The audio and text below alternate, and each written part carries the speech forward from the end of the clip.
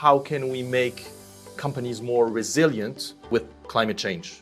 You have the commercial investors, but those investors are always a bit reluctant to come to Cambodia because the risk-return ratio is not very interesting for them.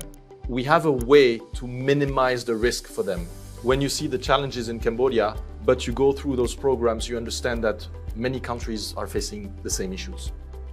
This is Anthony Galliano for B2B Asian News, and today I'm going to be an interviewer, but also I'm part of the company that we're going to talk about today, which has some extremely big positive news for Cambodia and for the capital markets in Cambodia. So let me introduce Chairman of OBOR Management and OBOR Advisory, Christophe Forsinetti. And I'm Anthony Galliano. I'm the director also of OBOR Management and OBOR Advisory. But today we want to talk about the fact that we're going to launch our first fund in Cambodia, which would be effectively the fourth fund that would be launched in Cambodia. And we had a lot of support for this, and we want to talk about the structure, and we want to talk about the parties involved. So first, Christophe, congratulations. I know you did so much work on this. And Thank you. Cambodia capital markets will be grateful to you when this actually gets launched. So talk a bit about the fund that's being launched, who the parties are involved in the fund, and how we got to this stage. Thank you for having me, Anthony. So it's been a several years journey, I would say. As you know, we secured the license from the SCRC already a few years ago. I think the regime was not already fully in place, but during that time we started to interact with a lot of parties to understand what would be the appropriate structure target for a market like Cambodia. And about a year ago we applied for that program, which is a DFAT funded program implemented by a company called Convergence. So for our audience, they may not know what a DFAT is. It's the Australian trade and development aid. And so Convergence is a unique program because they help emerging fund managers in countries where it's difficult to set up a fund. They support them to go through that process. So in partnership with Oxfam, we applied for that program. Close to 100 applications. It's a long process. They interview, potential pipeline projects, potential investors.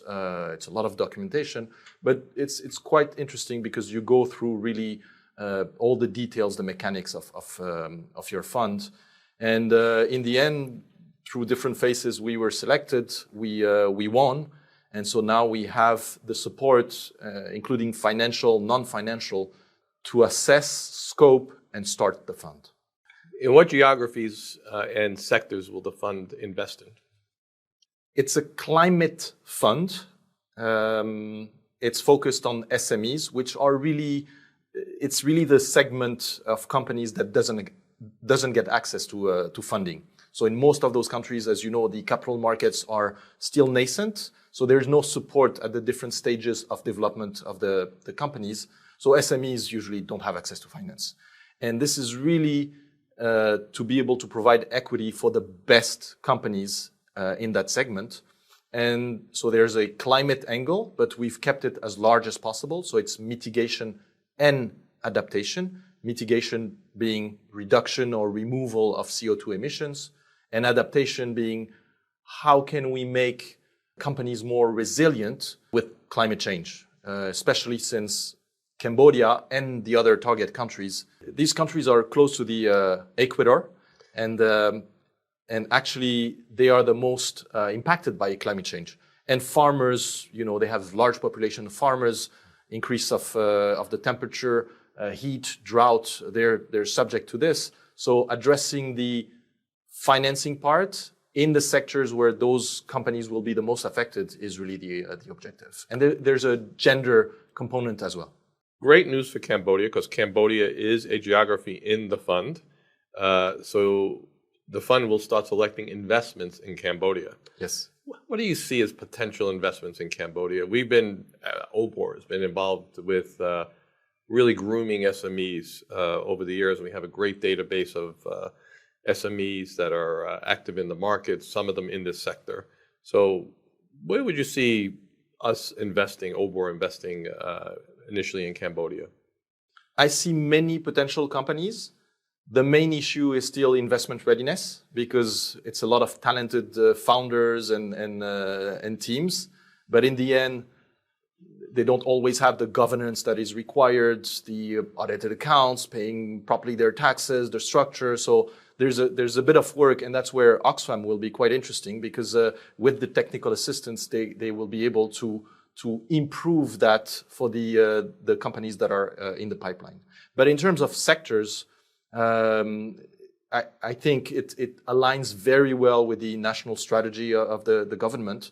It's mainly infrastructure. So I would say solar-powered pumps for irrigation, water access, biochar, compost, fertilizer for farmers, with a tech component helping all those companies to be as much tech-enabled as possible. What about the gender equality part? What potential companies in Cambodia would benefit from our pool of potential investment? So that's something we're designing right now. The idea is really to promote the role of women in society, in the economy. So female founders, companies that have a large percentage of women as customers, or help them to develop economic activities at home, adapted to their rhythm of life. Those are the components of the program. Let's talk a bit about the significance of this for Cambodia, the significance of this for the capital markets in Cambodia, and the significance of this for OBOR, for us. So I think for Cambodia, it's very important. It's really financial innovation. For the past 10 years, we've realized that missing middle gap, that access to finance for SMEs is key. In all the global south, 99% of companies are SMEs, but they don't get access to finance. But we were still unable to find the financial equation to be able to support them. And so these are very innovative financial models, and it's you start to see it everywhere. If Cambodia can be one of them with the successful SME fund, that's great. And I would say, as you mentioned, there are very few funds, so it will create a precedent, because a successful SME fund set up in the regulatory framework of Cambodia creates a precedent for future investors, future vehicles to be set up. What do you see the challenges of this fourth fund as it's launched, getting the scale and size of investment needed? So I think that the very important aspect of this fund is what we call a blended finance structure. So in the capital that you have the commercial investors, but those investors are always a bit reluctant to come to Cambodia because the risk-return ratio is not very interesting for them. So we have a way to minimize the risk for them, and that's using what we call catalytic capital. So foundations, family offices, public institutions can provide that concessional capital that will de-risk the commercial capital. And their main KPI, of course, is to recover their money, to make a return, but to also to crowd in more commercial capital. Without them, that commercial capital doesn't come. How has the SERC helped us? It's interesting because when you see the challenges in Cambodia, but you go through those programs, you understand that many countries are facing the same issues. And the willingness of the regulator to be flexible, to support, is key, because it's a long journey. It accelerates at some point, but the beginning is always difficult. And I think the approach that we see in Cambodia, there is a proper framework, but there is also some flexibility to adapt and adjust over time. This is the approach that of the countries that have been successful. And I want to personally thank His Excellency Social Chief for his support and his patience, and I think he's doing a fantastic job. And we look forward to helping him this time by launching the fourth fund, and hopefully that will be very successful and start advancing the market. Give us a little bit on timing. Now that we have to anticipate that we're going to have this fourth fund, which is financially innovative, what is the timeline for launch? There's a lot of work involved, and there's a timeline that has been set with DFAT and convergence. What we will try is to actually accelerate that timeline, but the timeline is September 2027. We believe that for the launch. For the launch, we believe that we can do that earlier because the financial structuring, tax, the feasibility study, the scoping of the market can be done in the first part of this year. Very quickly, we end up with all the legal documentation, prospectus agreements, and the roadshow will start at that point. A first closing could happen in the first half of next year, 2027. Then we will start, and then a second closing is likely to come after. And this it will be for sophisticated investors, obviously, so it will be limited to the fund 30 investors. Yes, absolutely. Okay. And with two categories, again, the concessional capital providers and the commercial capital providers. Well, it's very exciting. Fourth fund in Cambodia, financial innovation being brought to Cambodia, and support for SMEs, support for climate change, support for gender equality. It's got all the wonderful things in the mix. And I have to ask, because I know you've dedicated so much time to this, and the amount of requirements and the amount of data and the amount of discussions was enormous. So how many hours did you put in to get here? I have to say it was painful. It's a long process. The interesting part is that it's a journey that started several years ago. Already several years ago, we identified that missing middle, that segment of SMEs as the one needing capital. But it's hard to work with them because it's small amounts, it's hard work. So the idea has always been to how can we find a solution that makes sense?